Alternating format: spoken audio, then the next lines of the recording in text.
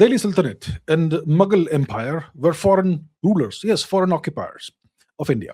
How did the indigenous systems of governance persist under these foreign occupiers? And what does that say about Indian cultural resilience? Thank you for your attention to this matter. See, the Delhi Sultanate and the Mughal kingdom, which eventually became a Mughal empire, these were foreign rulers, foreign occupiers of India. They were foreigners. They tried to impose foreign systems of administration, foreign language, and foreign religion upon the Indian people. And they were successful to a certain extent, which is why we have the situation that we have in India today, demographically and so on and so forth. So, how did indigenous systems of governance persist under the Mughals? Let's say the Mughals.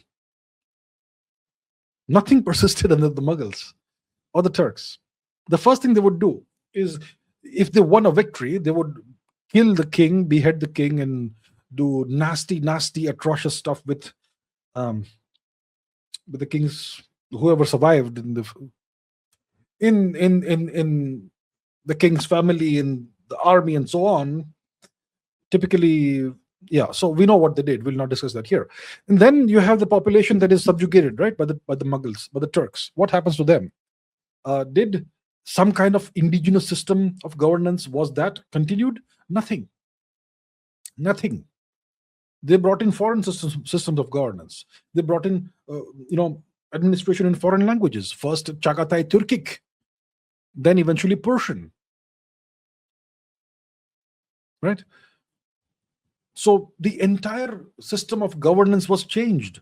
The language was changed. The systems were changed. The titles of the officials were changed. Eventually, the Mughals introduced the zamindari system, which just stole land from Indians. Everything was changed. Nothing indigenous was allowed to survive. So, and yet Indian civilization kind of survived somehow. How did it survive?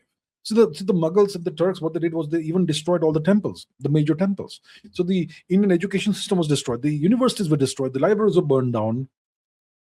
So in what way did India's culture demonstrate resilience? Well, people refused to convert. People were willing to die rather than convert. After Persia fell to the Arabs, Persia converted most of the Persian population converted to the religion of the Arabs in 20, 30 years. In India, didn't work that way. India was resilient. The Indian education system survived. We lost all the great texts and all the libraries and millions of manuscripts and whatnot, and the professors and the big universities.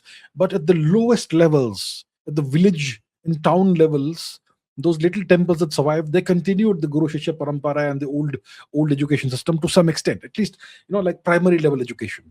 That continued. That's why the stories that had to be passed on orally, those stories continued. Those memories of the old days continued. People still taught the old stories, Ramayana, Mahabharata, all that, the Vedas, all of that. All the texts were destroyed. Most of the texts were destroyed, but the oral tradition still continued. So that is cultural resilience. To some extent, the Indian education system survived quietly. They kept it quiet. You're being ruled by foreigners. They don't care about education anyway. So you quietly keep your education system going on. Indian women had to cover up. So that permanent change came into Indian culture, right? Indian women were the freest women in the world. Now they had to cover up and they had to become invisible. That changed. And that became part of Indian culture. Today, women, that's Indian culture, kind of, right? Indigenous systems of governance did not persist in any way, shape, or form, unless you had a kingdom that was still independent and still not under Turkic occupation. In that case, some system of indigenous governance could perhaps survive. It would have survived for some time. So it was that sort of thing. And India's culture was resilient. That's why India still is a majority indigenous religion practicing region.